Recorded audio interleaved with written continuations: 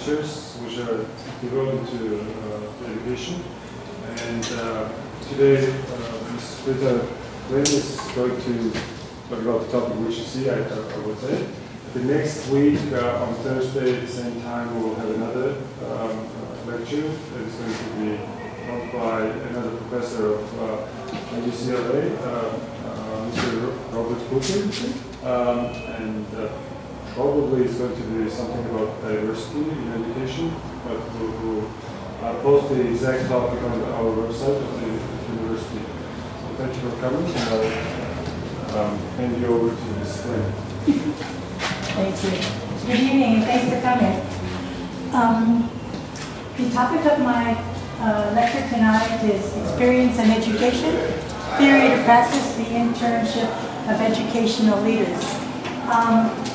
I want during the presentation for you at any time to say I would like to ask you a question or make a comment. It's going to be an informal format for you, so any time that you have a question, just let me know. It's not a problem. Okay? Whoops, I can't let that go by. I'm not giving you a slideshow of our beautiful campus, but I will show Royce Hall, where we don't hold, I don't teach in Royce Hall, but I do go to some fabulous performances there. It has a beautiful auditorium, but it's also the signature picture of UCLA in Los Angeles. So what I'm going to be talking about is the practicums in leadership education programs, and widely known as experiential, I have to watch what I'm doing, experiential learning. And I acknowledge the tension between research institutions, formal academic learning, and experiential learning. But experiential education for many has just meant really simple learning by doing. And it would seem, well, that's easy to do, but it's really important to recognize the historical, philosophical roots of experiential learning. And of course, the next slide shows John Dewey's famous book. You're all familiar with it, in which he discusses the relationship of experiential learning.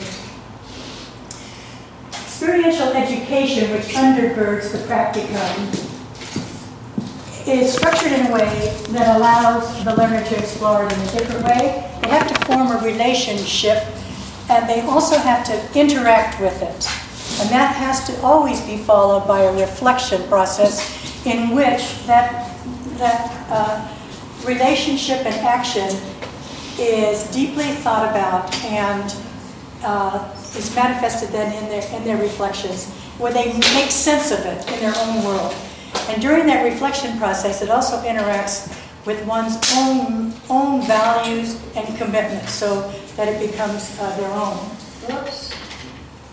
A brief overview of administrative leadership programs after Dewey. Dewey's book, of course, was around 1938.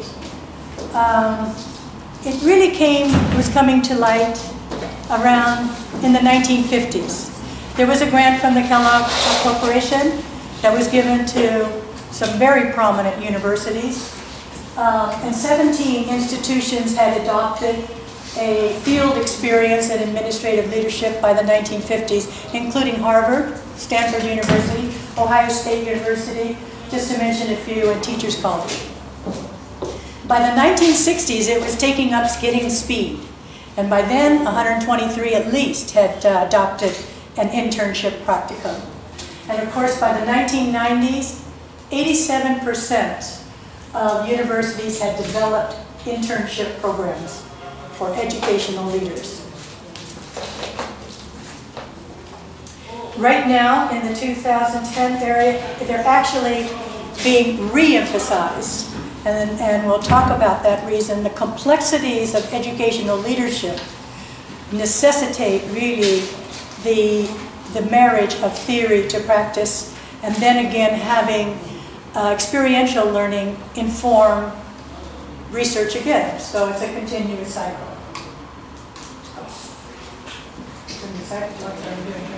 What did I do then? I hit the wrong button.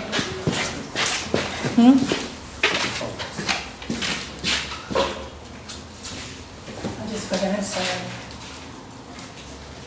this is just one of the book. I'm going to be mentioning Throne again. He's written a lot about the reflective educator, so I just showed that book. But he had written that, I think, actually in the 1970s.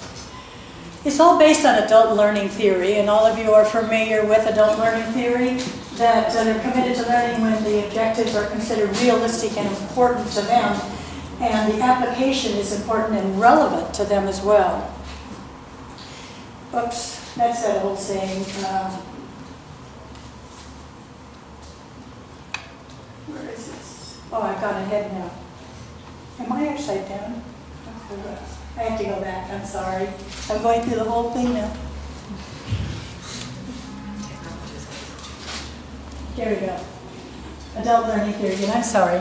I'm just a little inexperienced with this clipper. Okay, types of internships that you will find in the university programs. There are full-time job-embedded internships. There are and those are when, let's say, the luxury of a person may be spending at least 6 months or a whole year in a post to learn while they are doing and from a master of some sort in that position. In my own experience in Los Angeles, for administrative leaders, they had such a program where, let's say, deputy school directors would be placed in a school for a year, which is a wonderful experience for them to learn under a competent, experienced director. But of course, this is very expensive. So with budget restrictions as they are, that program was ended. And I suspect in many ways it is, quite a desirable model, but it does take resources. The detached internship is an internship program that has a separate course, and it runs concurrent with the academic courses. But it takes place as a separate course taught by an instructor. And we will be talking about that type of internship in just a moment that takes place here at Ilias State University. The course-embedded field experiences would be an example of where a course, let's say in education, would talk about professional development for educators. And during the course of that academic the sessions, the students would engage in developing a professional development plan right in the class. But they aren't going to a separate course and actually doing it as an action outside of that particular academic course. Are there any questions about these models? All of the programs in the United States are really framed by standards for educational leaders. And the standards for educational leaders started out as standards for educational administrators, school administrators only. And those of you that know Americans and education, they are so fond of acronyms and labels that are somewhat confusing, and this is another one. They're called the ISLC standards, ISSLC. What does that mean? It really stands for Interstate School Leaders Licensure Consortium. But don't worry about that.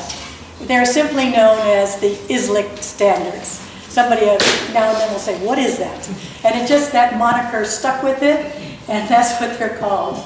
So all of these standards frame the internship because they represent 6 major, broad areas constituting the body of knowledge, skills that educational leaders, the expectation for educational leaders.